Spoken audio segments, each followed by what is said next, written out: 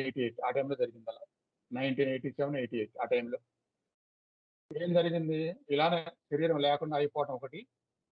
శరీరము మొదట తాడి చెట్టులాగా, ఆ తర్వాత మేఘాలకి అంటుకున్నంత ఎత్తులో పెరగడం అదొకటి.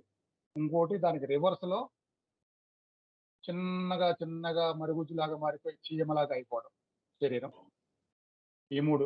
ఒకటి శరీరం లేకుండా అయిపోవడం, ఒకటేమో విపరీతంగా పెరిగిపోవడం, అలానే చాలా చిన్నగా చీమలాగా అయిపోవడం.